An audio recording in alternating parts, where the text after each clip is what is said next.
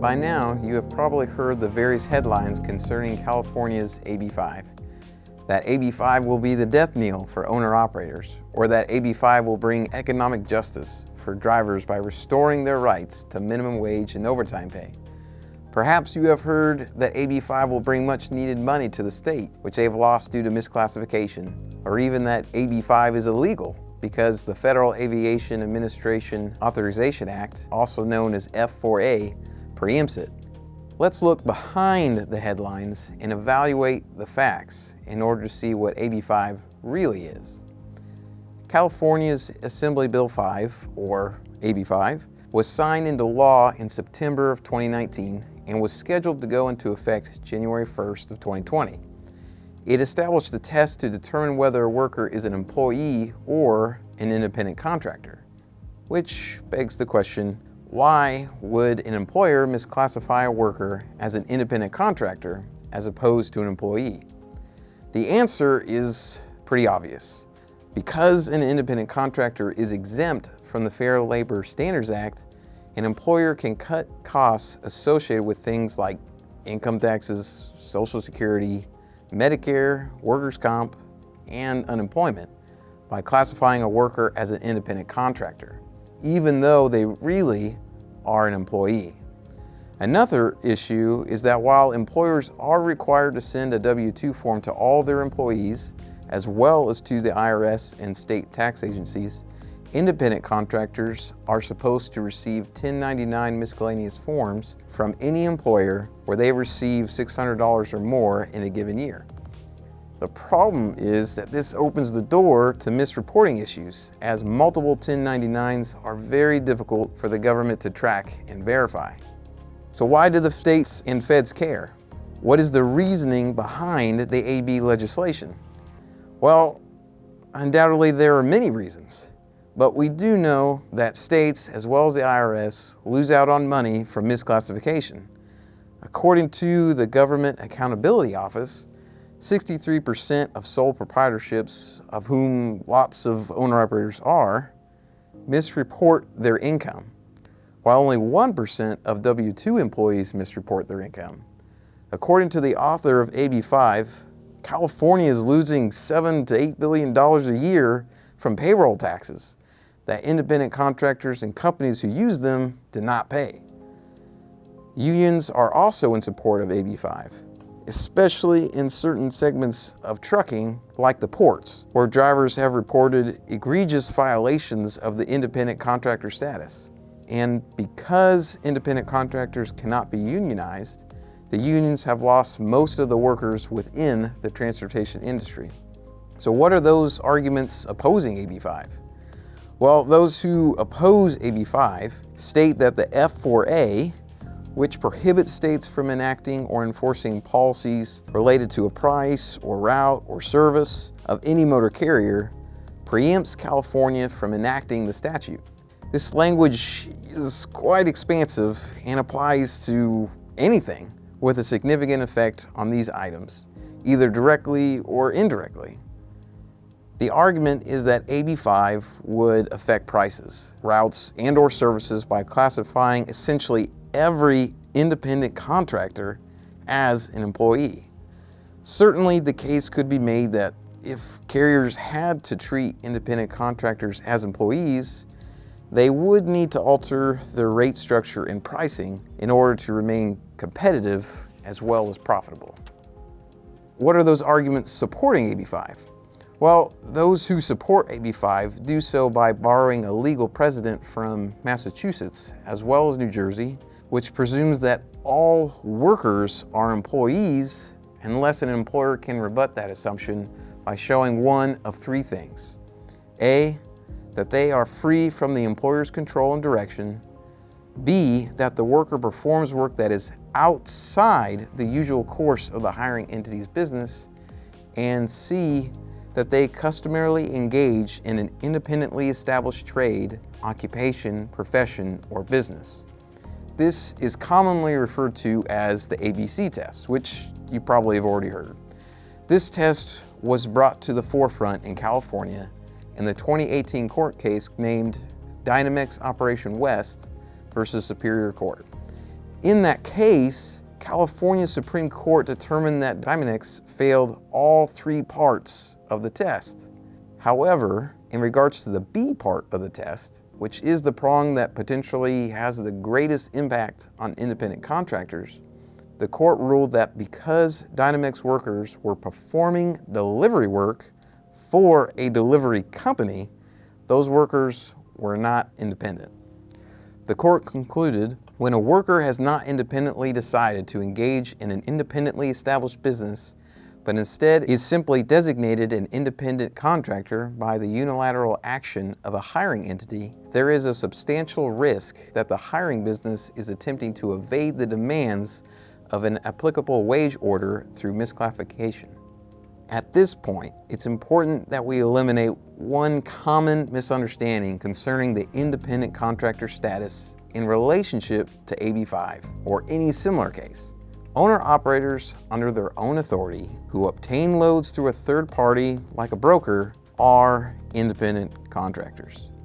Instead, those who are leased onto a carrier and those who operate under a lease purchase contract are the ones who are on the cusp. The ABC test does not apply to those operating under their own authority. So how has the industry responded? Well, in response to AB5, some large carriers have chosen not to utilize leased-on owner-operators who reside in California, but they are still brokering freight to those under their own authority. In fact, many carriers are using their brokerage division and advising their former leased-on owner-operators to obtain their own authority so that they can still broker loads to them. However, this might be difficult for many leased-on owner-operators to do because of various factors, including things like cost and insurance, which makes it very difficult. For some leased-on owner-operators, they might not have any other choice but than to become an employee. There are both advantages and disadvantages for doing so. For example, moving from an independent contractor to an employee may cost you at tax time, as you will lose the new 20% deduction pass-through on your business income. And if you're one of those independent contractors who have been underreporting your income, you will probably not be able to get away with that anymore. However, while you will not be able to deduct business expenses, in California, as well as other states, the employer is required to reimburse you for any reasonable and necessary business-related expenses. But then again, as an employee in California, you must pay state disability insurance and personal income tax. The good news is that you, as an employee, will pay less Social Security and Medicare tax because the employer will be responsible for paying half of those taxes. In this scenario, your employer would withhold 7.65% of your pay for Social Security and Medicare, while also paying 7.65% on your behalf. As an employee, you will become eligible for things like unemployment, workers' compensation, and state disability insurance, minimum wage, overtime, sick leave, and other workplace protections, as well as possible group health care. So even though you can demand a greater percentage of the load and/or more mileage pay as an owner-operator under your own authority, your costs are going to be much higher. Ultimately, most of the headlines today are exaggerations and overstatements by those who have a monetary or political bias.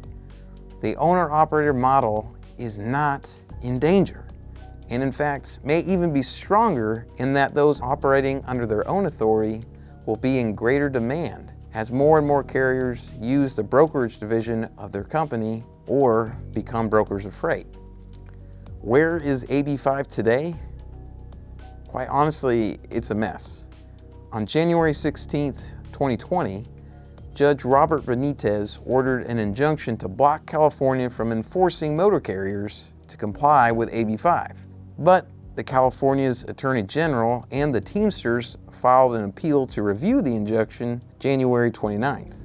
This will most likely be a long, drawn-out affair and could easily transition into a battle over states' rights versus federal rights, as California is not the only battleground for this issue. On January 29th of 2019, The U.S. Court of Appeals for the Third Circuit ruled that F4A does not preempt New Jersey law from determining whether a truck driver is an employee or an independent contractor. The decision affirmed a lower court's ruling, which stated that New Jersey's ABC test does not prevent truck companies from hiring independent contractors. Instead, the test only determines if the driver really is an independent contractor. The court wrote in regards to the F4A argument, accordingly, any effect the New Jersey ABC classification test has on prices, routes, or services with respect to transportation of property is tenuous and insignificant. The reality is that cash-strapped states will continue to pursue statutes like AB5, especially if it could mean an additional $7 billion in state revenue like California suggests. Moreover, unions will continue to push for the ABC test and attempt to develop a whole new population of employee drivers who could potentially be unionized, whereas carriers and carrier organizations will continue to take these cases to court and attempt to keep costs down for themselves and remain competitive in a highly competitive market. Again, California is not the only state to challenge the independent contractor status of drivers. Other states along the western border, as well as the state of Indiana, have experienced their fair share of lawsuits as well. In particular, FedEx is facing driver claims of misclassification across 35 states in multi-district litigation. So what about lease purchases and leased-on owner-operators who have a lease contract?